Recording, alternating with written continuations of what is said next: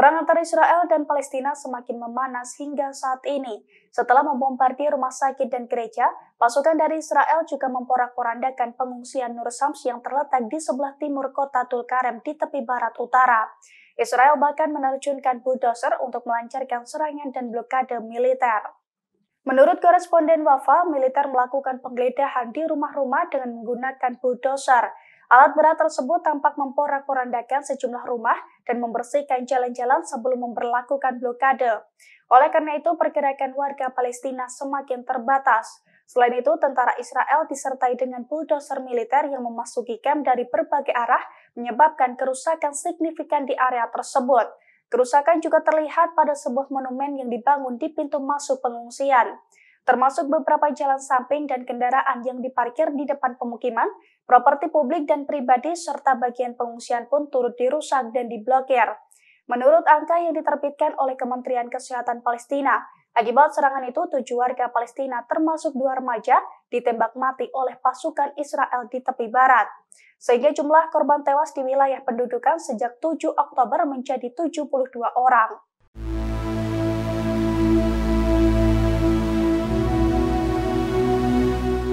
Penduduk Palestina kini kalang kabut mencari tempat pengungsian yang aman dari serangan Israel. Mereka merasa terancam dan menganggap tidak ada tempat yang aman untuk berlindung.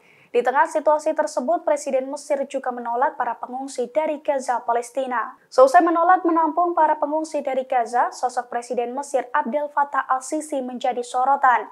Diketahui pria kelahiran 19 November 1954 itu merupakan seorang politikus Mesir dan pensiunan perwira militer. Ia menjabat sebagai Presiden Mesir ke-6 sejak tahun 2014 silam. Sebelum pensiun sebagai jenderal di militer Mesir pada tahun 2014, al-Sisi menjabat sebagai Wakil Perdana Menteri Mesir dari tahun 2013 hingga tahun 2014. Dari tahun 2012 hingga tahun 2013, ia juga menjabat sebagai Menteri Pertahanan. Selain itu, dari 2010 hingga 2012, ia menjabat sebagai Direktur Intelijen Militer. Di tahun 2014, al-Sisi kemudian dipromosikan ke pangkat Field Marshal pada Januari 2014.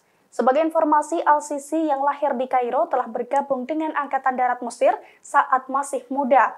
Meski karir militernya telah mencapai puncak sebagai Panglima Angkatan Bersenjata, dia tidak pernah terlibat pertempuran aktif selama dinas militernya.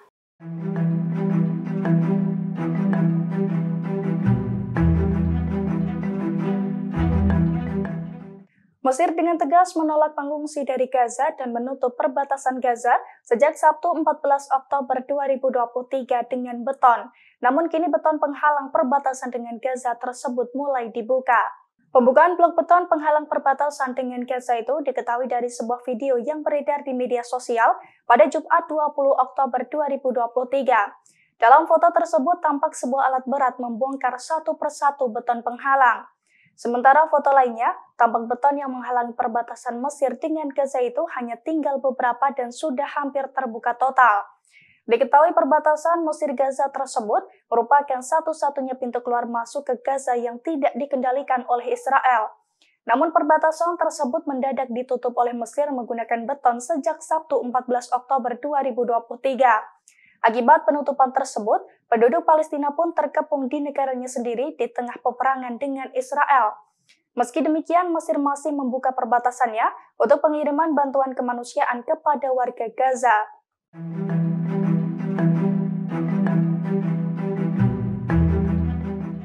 Jelang serangan darat ke Gaza, persediaan peluru Israel disebut-sebut mulai menipis. Akibatnya, Amerika Serikat kini kelimpungan mengirimkan bantuan persenjataan untuk membantu perang Israel melawan Hamas.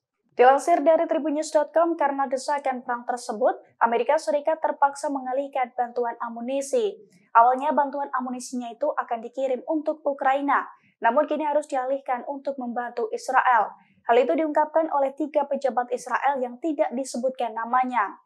Washington dilaporkan akan mengirimkan puluhan ribu peluru artileri 155 mm. Pasalnya pengiriman amunisi tersebut akan berlangsung dalam beberapa minggu mendatang. Diketahui sebelumnya juru bicara Pentagon Patrick Ryder sesumbar bahwa Amerika Serikat sanggup memasok kebutuhan perang Ukraina dan Israel dalam waktu bersamaan. Namun belakangan Amerika Serikat rupanya juga kekurangan persediaan persenjataan, sehingga harus membiarkan Ukraina mengalah demi mendahulukan Israel dalam kebutuhan perang.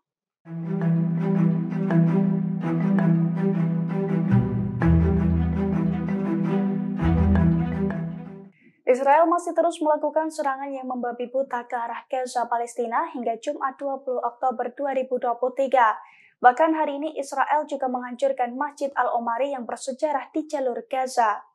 Serangan udara terhadap Masjid Al-Omari tersebut telah dikonfirmasi oleh Kementerian Dalam Negeri Gaza. Pasalnya, pengeboman di area masjid tersebut terjadi berkali-kali hingga mengakibatkan Masjid Al-Omari hancur total. Padahal masjid tersebut merupakan salah satu masjid bersejarah di jalur Gaza Utara yang dibangun sejak abad ke-7. Selain itu, Masjid Al-Omari juga dikenal sebagai masjid terbesar ketiga di Palestina. Sontak saja serangan tersebut memicu kekhawatiran atas peningkatan ketegangan di jalur Gaza. Selain Masjid Al-Omari, Israel juga menyerang Camp Bureij di tengah jalur Gaza dengan artileri. Diketahui sebelumnya perang antara Israel dan Hamas Palestina kembali memanas sejak 7 Oktober 2023 lalu, di mana saat itu Hamas mendadak melancarkan serangan dadakan ke arah Israel hingga mengakibatkan ribuan orang tewas.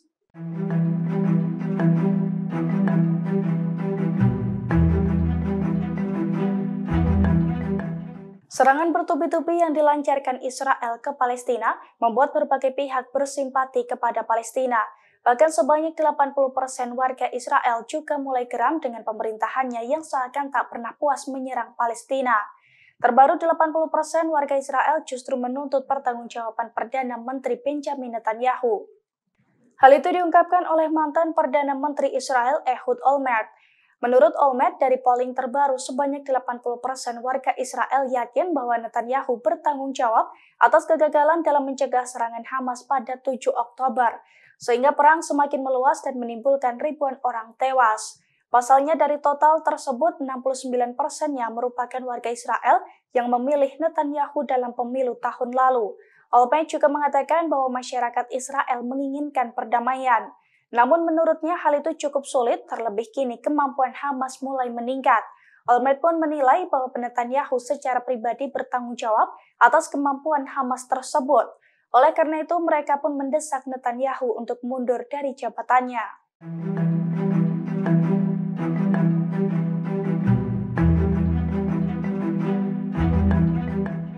Setelah tertunda akibat cuaca buruk, rupanya Israel kini bersiap untuk melakukan serangan darat ke Gaza. Terbaru, analisis citra satelit juga menangkap sekira 400 kendaraan tempur lapis baja Israel yang diam-diam telah mendekati Gaza. Ratusan kendaraan lapis baja tersebut terlihat dalam citra satelit berada sekira 6 km dari perbatasan utara Gaza. Hal ini menunjukkan kemungkinan bahwa Israel bergegas mengerahkan pasukan dalam jarak 10 km dari perbatasan sebagai persiapan untuk invasi darat. Dilansir dari Nikkei.com, foto tersebut dianalisis dari gambar yang diambil oleh operator satelit yang berbasis di Amerika Serikat. Informasi tersebut disampaikan oleh Hatnori Watanabe, Profesor Studi Informasi di Universitas Tokyo. Di sisi lain, foto kendaraan lapis baja yang diambil dari darat juga telah beredar luas. Dari foto tersebut, lokasinya berada sekira 1,5 km sebelah utara dari tempat kendaraan teridentifikasi. Saat memeriksa gambar yang diambil oleh Planet Labs di lokasi yang sama, terlihat lebih dari 200 objek mirip kendaraan. Semua itu diyakini merupakan kendaraan lapis baja Israel dan lainnya. Ini berarti lebih dari 400 kendaraan dikerahkan di area tersebut.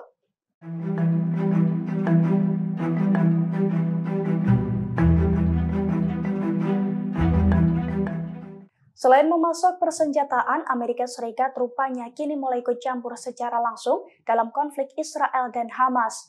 Pada Kamis 19 Oktober 2023, kapal perang Amerika Serikat telah menembak jatuh beberapa rudal dan drone yang diluncurkan oleh kelompok Houthi di Yaman yang menargetkan Israel.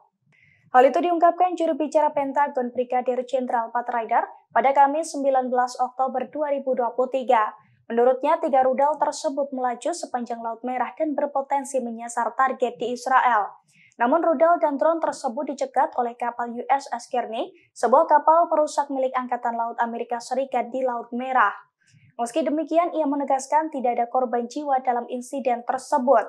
Diketahui insiden ini terjadi ketika ketegangan regional meningkat dan kekhawatiran akan terjadinya konflik yang lebih luas di tengah serangan Israel.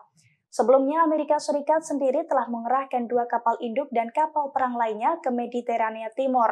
Hal itu merupakan sebuah langkah yang bertujuan untuk menghalangi pihak lain melakukan intervensi dalam konflik yang sedang berlangsung. Namun hal ini meningkatkan kemungkinan Amerika Serikat terlibat dalam aksi kekerasan yang meningkatkan pesat.